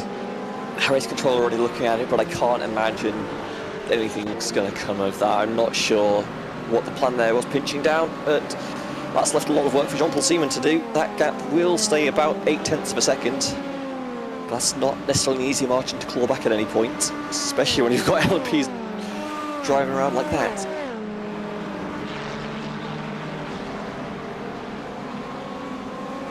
He's going to have to put a mega shift in, and like we always say, catching is one thing, passing is another. I've seen passing be relatively easy today, but that doesn't mean it's going to be that easy, especially when you've got the 2 quickest cars in the field. Michael Kallenberger trying to make his way back up into P2, can you believe it, after an incident at the start of the race. It is 25 seconds off of Senna, just ahead in P1, but about to make his way back up into 2nd place. He'll be happy to hear that, and he's got another half an hour to try and make it back up into P1. Still a long way to go there. We've seen some messy corners from Kellenberger so far, so it does need to clean up a little bit if he wants the class victory to himself, but still, half a race to go. Let's see what we've got left in the tank. I want to just check, when did Jarvis pit? Jarvis just won that later than everybody else, fair enough. I'm now constantly nervous that Jarvis is going to go, oh, I can fuel save here. Well, And just I told you win a catching was blinder. one thing. He's done this already. Sorry, when did you say he bit? End of lap 15, I believe. I do not know. One lap longer than everyone else, so not a Okay. massive fuel advantage based I on think everyone's that's pitting. long. Everyone's like 13, 14. I think that's long enough to make a gem, but it does mean his final stop will be a chunk shorter if he goes another lap longer this time as But well. we've also known that he's just backed off and saved a ton of fuel in some races, so like I'm not counting him out of a one-stopper. Jeffrey Ross clears the LMP2 before the chicane, and so does his rival behind, but he gets caught behind the GT3. Tell you what, the traffic has been insane here today. Another LMP2 in front of Melvin Gack. Melvin gets through. There's And a 20-second time penalty for Carlos Pons. adding to the 15 seconds they already had for a previous incident. That car is going to be moving back down the order fairly quickly. Now let's take a look at how Malcolm Kellenberger got past Neil Zullerman. And, well, nicely done. Clearly got a better exit to be that far alongside already. And that's going to be moved on, isn't it? With the overspeed I he mean, it's has. just don't outbrake yourself into turn 2 and you're golden. Congratulations, you did not outbrake yourself into turn 2. David van der Backer also got past Pete Preen's last lap, and he did that in the second final corner. Nicely done. Weird spot to be making a move. I wouldn't trust the inside, given how little running it's had, but you force your opponent out to the marbles there, and you see how heavy they are at this stage of the race. That is just Vincent making his way back through the field. Edson Koitkoven, gets past the 23. That's Carlos Pons, who just went a little bit deep into the gravel, and that ruined his exit there. Ayrton able to carry a little bit more speed around the outside, and I think this is going to be who dares break last. And Ayrton does scooch around the outside.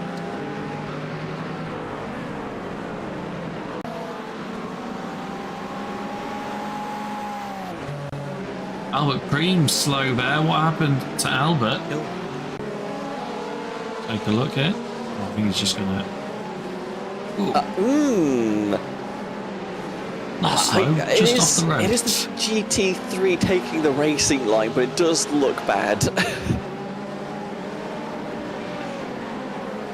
I don't think anything was particularly done wrong there. I just think there was an expectation that a car would move one way and it just didn't, and it went a little bit downhill very quickly. So Favaro takes every bite of the curb he can. Jean-Paul Seaman dropped off the back of Jeffrey Ross a little bit so far this lap. Alessandro Lelli's closing in on the podium, so we'll keep one eye on that bit of action. But we're going to focus on Ivan Ibarra, who is still all over the back of Vincent Soroche, who's now just over 2 seconds off the back of Ignis, so continues to fall away.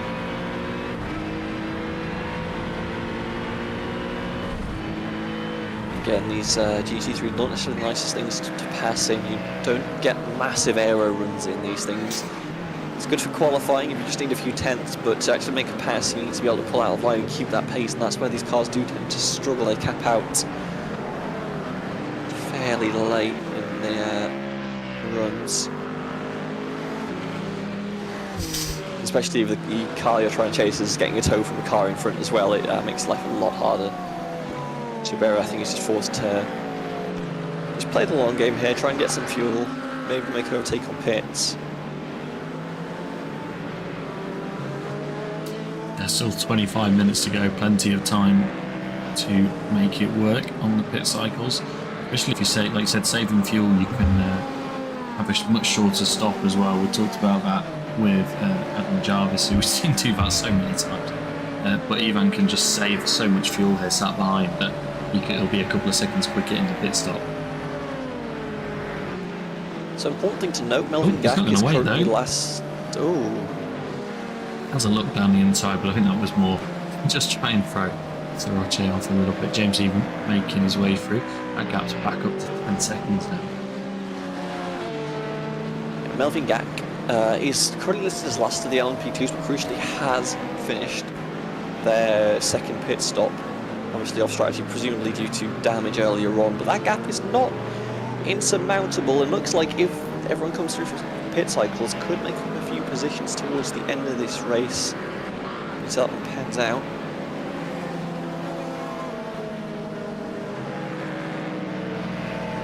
As race control continues to just tick off the incident list. Was the hypercar cost Ivan Hubert about half a second? But it's not going to cost Vincent Soroche anywhere near that. Hubert is going to try and make up a little bit more ground again. He's just about 2.5 times back previously. I know it doesn't sound like much of a difference, but it really does make a difference when you're chasing him and you're in the slipstream to be just a couple of times closer. Lely's mounted another charge here. He's right on the back of Davide. But Pavaro's got a teammate in the GT3 here. It's just being a little bit awkward, forcing the hypercar to swerve around. Yeah, It's Lely, not a massive gap you're going to gain there, but it's a small advantage. But then it's been ruined because I don't know Lely's which. I think gonna that's Jarvis. oh, Yeah. Lely was going to get a brilliant run, but he dives to the pit lane to make his second stop of the day. Jeffrey Ross has done so from the lead as well, comes in. That puts Jean-Paul That is a Simon back up very front. early stop for Lely. I guess he's maybe thinking he's not going to be able to get past and he can try and do something from here, but that's going to be very, very difficult. Especially, you're not in the tow anymore. Let me take a look. Ullman, Check lap no. 7, please. Mick Sagan. Intentional braking. intentional wrecking, the call from Nose. Intentional wrecking call wasn't from Ule. I'm trying to look No, at anything. I can't see anything on Ule's race log recently, so I think he's just not happy. Noah's argued the 99.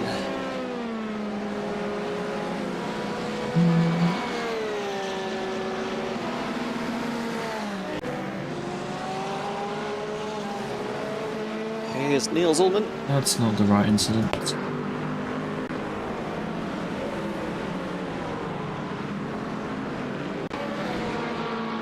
this what we're referring to? Yeah, before my toe. Check that lap. Saying Gets before his flashed because he's rejoined in a weird Yeah, place. we just did. That's what we just ruled on. Oh That's no! racing. Carlos Ponce has got turned on track. Oh, tries to make his way past He a didn't chain of take GT3s fighting. Turn And after. Thank you. I don't know, do you know who that is that's on the radio? We keep missing it. That's Tuagi, the 99. He's complaining about something. I'm not sure what. Neither is race control at this point.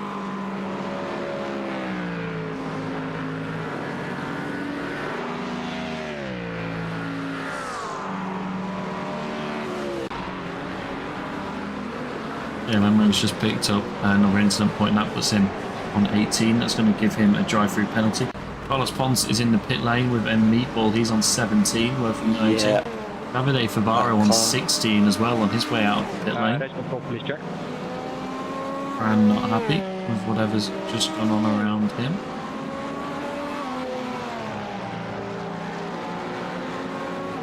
But again, nothing showing up on our side. Ula, what exactly are you reporting on lap 21? Into the chicane. If I hadn't backed out, then he would have hit me. Evan Walsham, Andy Yeager, both on 17 instant points. There's a lot of people here that are at serious risk of picking up a drive-through towards the end of this race. It's still just about 20 minutes. Norzaghani's had an incident. What's gone on here? Oh no, we've seen this go on several times. It's not what it looked like it was going to be. Oh, a little bit deep. Oh, is he pulling over? I don't know what this is. Oh, just parking it. That's bizarre. Okay. He said there was something that happened just before his, just before he towed. Yeah. I can't see what he's talking about.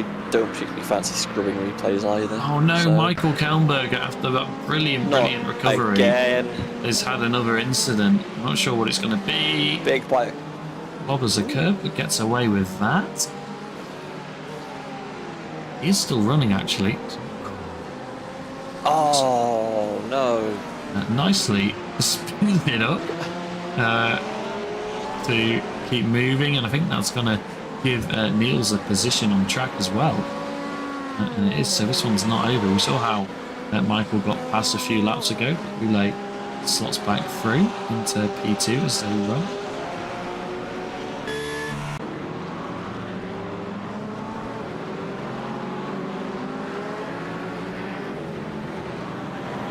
Right, after that pit cycle, Ivan Hubert is still behind Saroche, so not the outcome he would have been hoping for from that.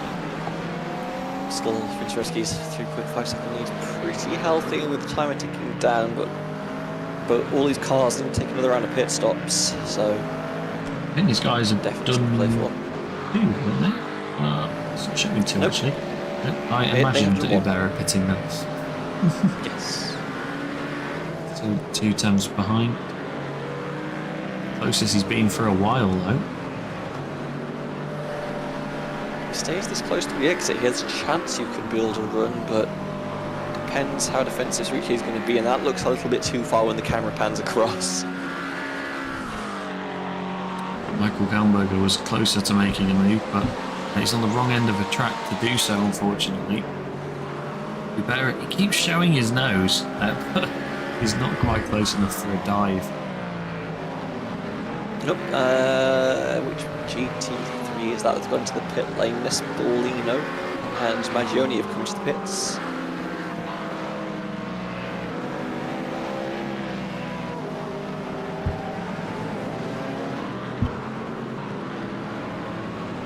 Oh, someone's getting on the blinkers there.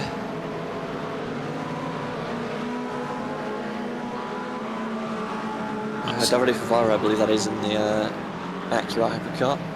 Yeah, Lelyhead looking for a move as well in the Asilef car on the back of the DLR Acura ahead. They're also on the back of another DLR Acura who's a lap down and just trying to stay out of the way. Evan Walsham's had a moment as well. I'm not sure what happened to him. Here we go. Oh no. It's getting awful Ferrari dicey. right behind, yeah. What's going to go wrong here? Oh, and there is contact on the way in, actually. Ah, and that's going to unsettle the car. You try and take another right turn and it just gives out. That puts Andy Yeager ahead of him, and Evan Walsham as well. Let's put him on 19 incident points. So that's a drive-through for Evan Walsham, unfortunately. We've got a couple more cars coming to the pit lane. Jean-Paul Seaman still running out in the lead. He's yet to make his second stop. Jeffrey Ross, of course, has made that second stop. He's a long way behind at the moment, but we should see that gap at least come down a long way, if not Jeffrey Ross come out back ahead of Jean-Paul Seaman. Van der Hoover just punted a GT3. That Lemray's made a miraculous recovery there, I will say, but I imagine he's not going to be too happy. Take a look at what happened here. Oh, well done, guys. Oh, and they're in the wall. What the hell happened there? Lemray and Van der Hoover. Just keep on this replay. It'll get catch up. And he tries to slot through that gap. Yeah.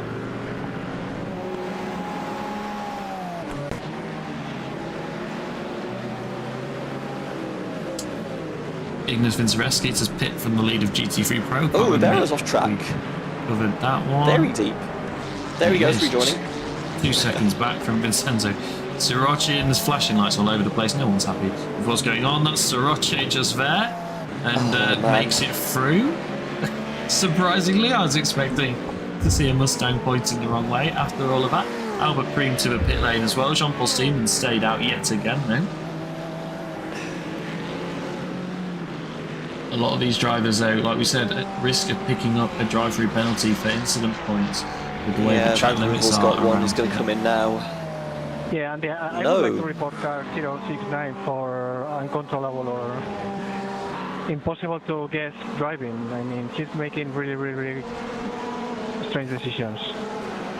069 is Van der Heuvel, the red and gold car, who should be pitting. He's got a black flag on my screen. Davey defending here. Van der Wacker defending from Alessandro Lelli, who's closed up a little bit more, but still can't find a way through.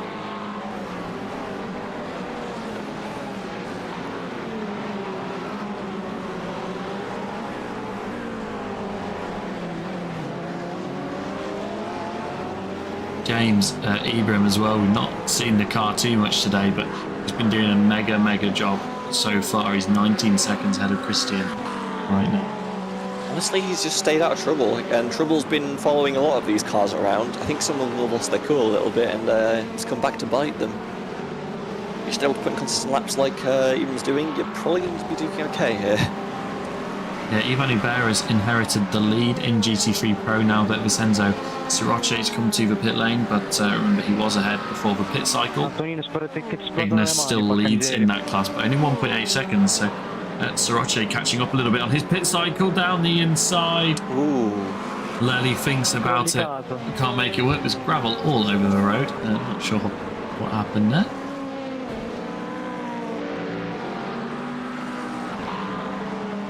Looks like Ignis made the pass on Sirace, maybe even on track, or was it as he was coming out the pit lane? We've seen this before, haven't we? This is how Vince Racing got past him the first time. It's a little bit easier this time, but just about stays ahead.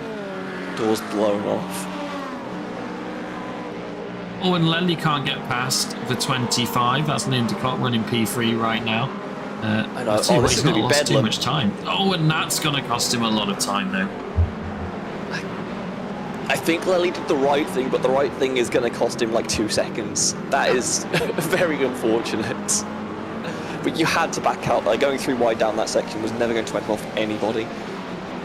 Edson Koikkoven's close up to the back of Alvaro Gutierrez as well in the last couple of laps.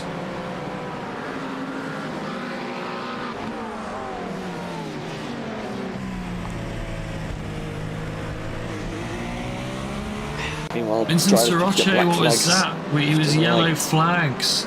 A second ago around Vincenzo Sirace, he's been off. Oh, he caught the grass. Did you see? Just on the turn in.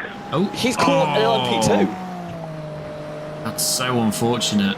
And I think that's going to cost him the position, you would have thought, once we see Ubera come to the pit lane. Check the rejoin also, please. Seaman not happy with something ahead of him, but I'm not even sure what that was. I think he's just unhappy with someone's rejoin in front of him, costing him a little bit of time. Jean-Paul Seaman only 10 seconds ahead of Jeffrey Ross, so Jean-Paul Seaman's clearly lost a lot of time somewhere. That last lap was a 1:53. Now that's because Jean-Paul Seaman's made his second pit stop. Yeah, I think a lot. How has he ended up 11 seconds ahead of Jeffrey Ross? I mean, he pitted a lap ago, but I'm not.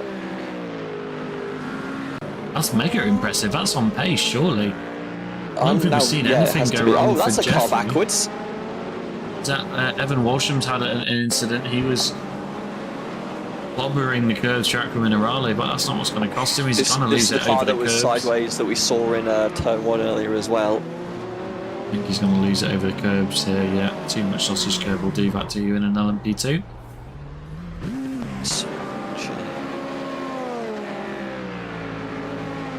This Weisson's come into the pit lane. Penalty.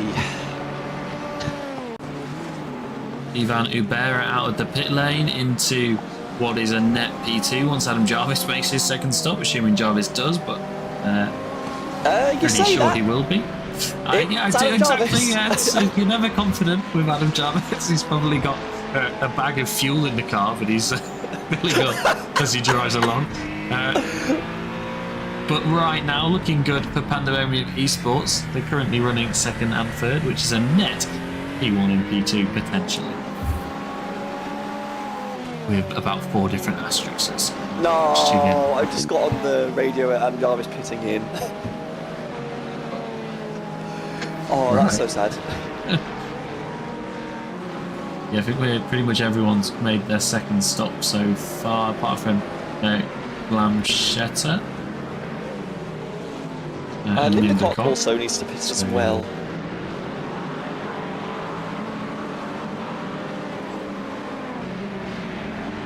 It's relatively calm on track right now, which is, feels weird to say. Van der Merwe broke on its recovery drive, trying to make it onto the back of the rest of the GT3 field. He's just got the last 2 LMP2s to make as well. Oh, that was a spite. So Vincarevski's just been given a 5-second penalty, and Jubera is not far behind. This one might get decided in the post race. Trying to find where that 5 seconds is because it's not showing up on the race for me. It's just been given by race control now. Yeah, no, I can't see it in our race control. That's very weird. I'm sure That's it concerning. was correct. Yeah. That might just be when I was disconnected earlier in the race. But 5 seconds, how far behind him is his teammate? Because it was, 4.6. 4.5. Okay, this is going to get interesting for the win in GT3 Pro. And they can't fight if they, they're presumably just going to go flat out. They can't forget. Oh, Van der Merwe is backwards on track. Let's take a look at how this happened on the pit lane exit.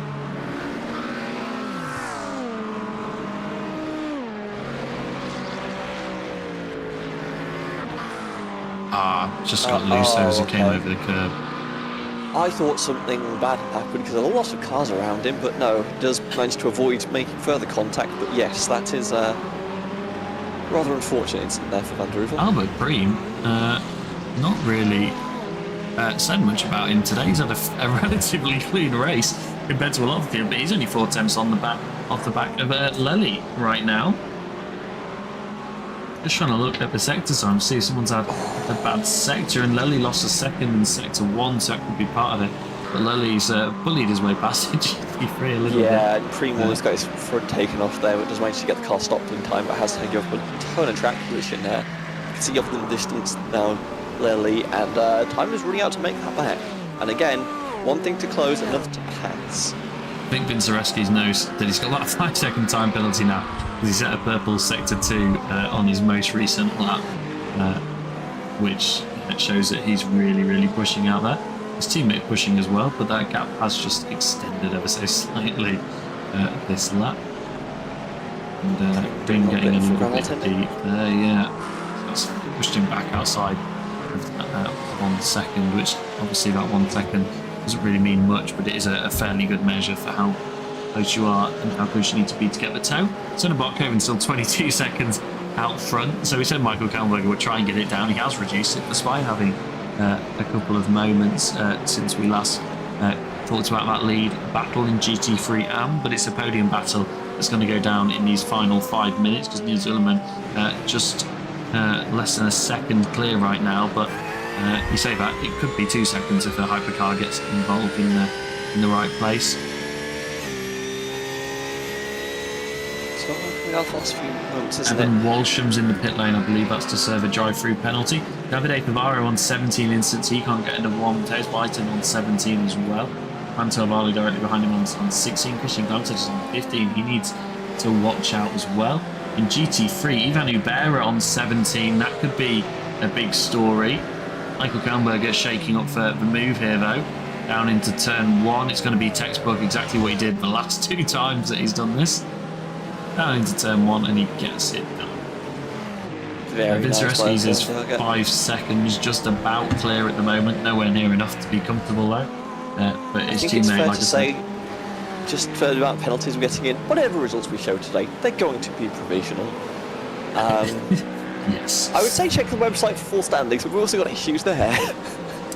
Yeah, website down at the moment, so make sure you head over to the Discord if you want to keep up to date. Oh no, that's Lely! I'm not Lely, excuse me. Preem. Yes, Preem, yeah. Preem into the gravel, what happened there? This is a self-stack. It is very disappointing end for the Dutch League Racing driver. Lost him the position to Alvaro Gutierrez as well, which is oh, he nearly got away with it, and then when he thought he'd caught it, it went round even more, and then not an amazing recovery. Oh, it just keeps getting worse. oh gosh. Primo, I'm so sorry we had to show that. I am so sorry. He's right on the back of Gutierrez, and he'll be all fired up to try and make up the position. And tell you what, he's doing that very successfully in that braking zone, at least.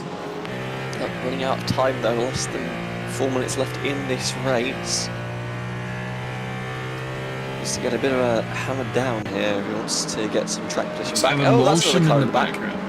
Again, Walsham's not had a great outing today. Okay, let's calm down a little bit.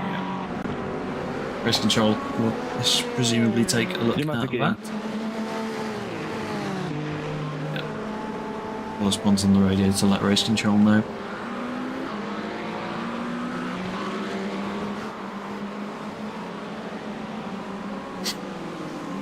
Thank you, Carlos. Full Seaman, banking. I think that's Carlos Ponce. He's probably just laughing.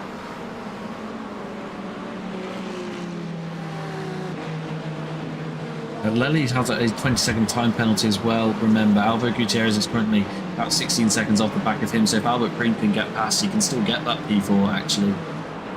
But right now it's looking like it's going to be P5-ish, presuming that Lely doesn't pull that 3 seconds that he needs. And right now it's looking like Lely's going to pull that 3 seconds he needs because he's just put about a second on them since I started speaking this sentence. So Albert Green needs to get a move on and get past Carlos Alvaro Gutierrez quickly if he wants to stay within 20 seconds of Alessandro Lely. There's not really been like a great deal of windows to make moves for the hypercars here. I guess you're like, as with all things, your best shot isn't to turn one, but these cars are going to get to the same speeds. He is within a tenth of a second here, though. Oh, and that's a little bit of a block. I don't think race control will be pleased with that. Let's see if that goes to the steward's room. Albert Green trying to make it work around the outside, and there's contact. And I'll tell you what, someone said we're going to get a recreation of Max v Lewis in 2021, and that looked exactly like it. I think race control will look at that one with the block on the straight. Potentially, and Preem is off in the gravel as well. Preem's driving hot now. There was definitely some argy-bargy into turn 2 as well, whatever. I haven't listened to this turn 2. It's essentially on the first one. My track map has the slight left curve listed as turn 1, but either way, yeah, just getting side by side that aggressive, something was going to have to give, and it turns out to be Albert Preem's position on the track. Now sliding further back away from the car he was chasing. Yeah, unfortunately for him as well, he's now outside about 20 seconds to Lely, which is going to be the big costly thing here. Neil's in the wall, it looks like. Potentially, what's going to happen here? Oh. It's all fine on the curves. We've got the hypercar coming behind, and, well, it's not what we thought was going to happen. It's on the marbles. It's caught so many people out today. Yep.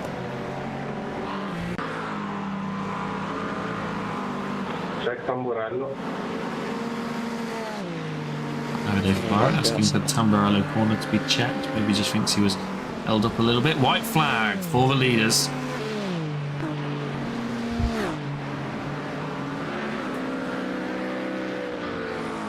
So we still get more and more things under investigation for race control.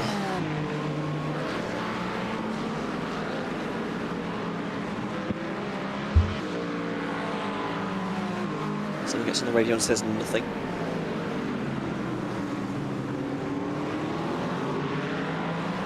Still seeing if Preem can close the gap back up to Gutierrez, but it's looking unlikely at this point in time. Check Massimiliano. Cerruti not happy with something either. Perhaps important for Cerruti because he's still in a heat with Oriol Falk. Apologies, live image, and Jean-Paul Seaman comes across the line to take the win in GTP, and Ishigara is next across the line in P10. Ignas Vinzareski's finished 6 seconds ahead of his teammate Ivan Iberis. That's going to be a 1-2 finish for them in GT3. James Ebram's going to have to do an extra lap, but Christian Glamschatter will finish P2, so James Ebram will win in LMP2 when he eventually takes the checkered flag.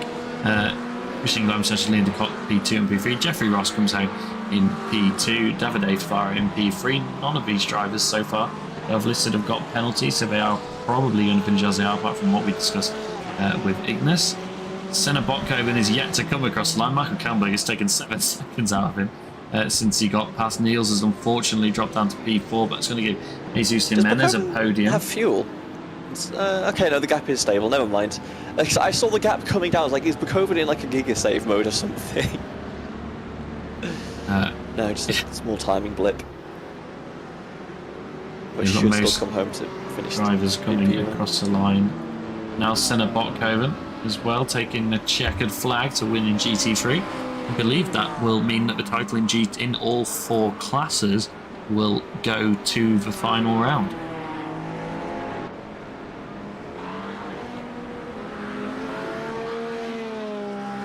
And there you have it, all 4 winners and all your podium sitters about to be decided when Jesus Jimenez takes that checkered flag. Okay, let's just say Jimenez could still stack it. Didn't in the end, but yeah, there we go. I want to check a replay real quick, because Van der Hoel was in the side of a car post race. I'm not sure what that was about. And we've got donuts further around the lap.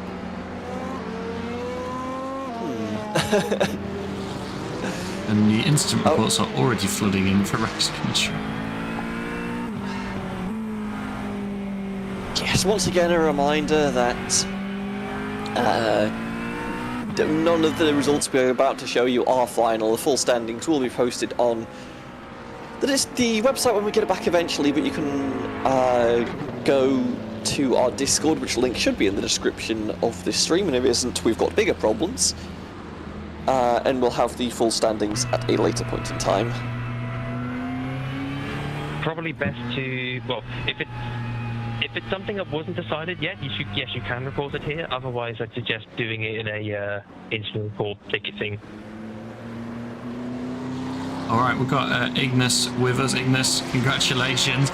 It got a little bit close at the end with that 5-second time penalty, but a win and a 1-2 for your team as well. Yeah, that was really close. I'll have to check, but what I remember, he was coming out of the pits, and I had a car on the left, and I will have to check what happened there, so I can't really comment. But under fueling a little bit just to get that position really paid off, to be honest. So I'm super stoked. It's great for championship. I can't wait for the Silverstone. Yeah, it's going to be great as well. 90 minutes as well, so we'll get to see some more strategic moves playing out, hopefully. But congratulations. Yeah, definitely. Thank you very much, so. And we've got Liam as well. Liam, congratulations on a podium in LMP2. I know it might feel like a little bit of a win because James and Christian are often off in the distance, shall we say, but obviously beat everybody else to come home P3, so congratulations. I mean, honestly, it feels more like a loss because I was only 2 seconds behind Christian, so it would have been P2 and that was what I was aiming for. But yeah, mate, finally on the podium. It took a little while. Yeah, I mean, it shows you had the pace to be disappointed with P3 and obviously one more round to go as well. So if I didn't screw up my quali lap, my final lap, I would have been P2 from qualifying. But yeah, it is what it is. We're still third. It sucks that I got punted by a GT3, but yeah, things happen. We fought back, wasn't enough.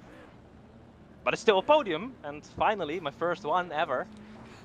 Still, yeah, I mean, it's my penultimate race here in ASRs. The next race is going to be my last one, but yeah, I'm going to make it fun and try to maximize the standings, right? Because if I remember correctly, I'm pretty close to a good position right now. Yeah, well, congratulations. Nice to finally get that podium as well. Yeah, thank you. All right, we've got Senna with us as well. Senna, how does it feel? Race winner in GT3 AM? Great, mate. It was a race of emotions with the early crash, which I totally did to myself. I had to box with a meatball, but just in time to do my short stop first, and then it was just full on pushing. Yeah, it was. Yeah, I think we mentioned it on stream when we said that was convenient timing, that you could just sort of bail in and do the pit stop. And obviously, you probably saw once Michael got past Niels, he was taking some chunks of time out of you, but you just held it stable for those last few laps and took the win. So congratulations. Yeah. Thank you, mate. Feels amazing. Finally some gold in the trophy room again, Senna. Yeah. Okay, and James as well. Congratulations on the win once again. Obviously, I think there was you escaped the incident that happened on lap 1. I think there was a couple of cars behind you, and then Christian got a little bit close a few laps later, but then he pulled away for the rest of the race. So congratulations. I think you had a fairly clean race as well, which was a rarity. If you go back and watch the highlights, you'll see there was an awful lot of chaos going on today. Yeah, it sounded like there was a lot of chaos. There was nearly a few moments with some back markers not sure where to let me by at the end, which gave me a bit of a scare, but beyond that it was fairly quiet. Some rude GTPs, but that's standard, right? So yeah, it was a fairly eventful race, but thankfully not for me, if you know what I mean. Yeah, just stay out. We say this all the time, just stay out the chaos, and you'll come through in a fairly decent position. Congratulations. Thank you. All right, we're going to run you through the final standings then. I say final standings, as Kirby alluded to a few moments ago. These will definitely not be final standings. But Jean-Paul Seaman was your race winner in GTP ahead of Jeffrey Ross and Davide Favaro. Alessandro Lalivo picks up a 20-second time penalty, which, looking at my timing screen, will knock him down to P6, I believe. Definitely P5. So we'll do that. It's always a little bit difficult to tell when everyone's quite close at the end. That'll put Alessandro Lelli P4 and Alvaro Gutierrez potentially... Alvaro Gutierrez P4 and Albert Preem potentially P5. Davey van der Vacker will come home in P7. No, Edson Koykoven P8. Pete Preem's P9. Antonino Segaro in P10. Followed by Mateus Weissen in P11, Juanto Avale P12, Vincent Van der Mula Brecker P13, and Carlos Pons P14. All of those drivers caught up on the start incident that we saw. LMP2, James Ebram was your race winner, who we just spoke to. Christian Glamshetter came home to finish P2. As we always have to say, that is not a one-lap gap. That's just where they were, based on where they took the white flag, because of where the overall leader took the white flag. Christian Glanchetter P2, Liam de Kock P3, who we also spoke to, Melvin Gack P4, Casper Hu P5, Andy Jaeger P6, Sebastian van der Hugel P7, Evan Walsham P8, and Kirby, you're going to run us through GT3 Pro, yeah? Why not? Fitzgerevskis does come across taking the checkered flag for Vulcan Motorsports in P1. Ivana Ibera not able to close the gap in with that penalty. I believe Fitzgerevskis should take that one, and Ibera in 2 for Pandemonium Esports, excuse me. Sriche will finish P3 ahead of Arden Jarvis, who couldn't make the fuel number work this time around, up Falk behind to make it a 4-5 for the Spanglish Inquisition. Nespolino comes home in 6 for 07 Racing, Adana Magioni for Absolute Motorsport Acelith, Ligurian Zouahi for 07 Racing in 8th and 9th, with Roberto Kovac running at the top 10 for Absolute Motorsport Racing Team. I'm trying to click onto the next page. There is no next page. GT3 Amben. Senna Botkoven came home to take the win. We spoke to him. He's very pleased with that. Michael Kamberger managed to recover to P2 very impressively. Just heard him say as well that he was having screen freezes during that race. Oh, God. Which explains a couple of the moments that we saw from him. Jesus Jimenez came home in P3, just beating out Uleman, who had a small spin in the closing laps. Brancaram P5, sorry. Timon Scholten P6, Quinton Bossisibo P7, Nicole Monti P8, Matteo Lemre P9, Mick Sayan in P10, and that is your full race results. So thanks for everyone that joined us. Don't forget to join us next week for our 90-minute season finale at Silverstone. I think all 4 titles are going to go down to that round as well, which is absolutely brilliant to see. And make sure you stay tuned to the YouTube channel for tomorrow evening and potentially over the weekend for an announcement regarding season 8. Would you like to try that again? Season 9. I tried to remember the right number. An announcement regarding season 9. And for those of you that aren't aware, our website is currently down. We're having some issues while trying to transfer our provider for the hosting of the web service. But if you head over to the Discord channel, if you head over to our Discord page, you should be able to join the next season through there. All right. Kirby, I won't ask you to choose a moment of the race because that was mostly just chaos. You know what my moment of the race was? My moment of the race was about a minute before we started gridding, and it was the calm, and we didn't know what hell we were about to step into, and I really enjoyed that. It was nice and peaceful. Yeah. Yeah, I miss that. I miss those days. We'll be back for Silverstone next week with a nicer, wider track and more opportunities to pass safely in multi-class as well. All right, that's all from us today, and we'll see you next week.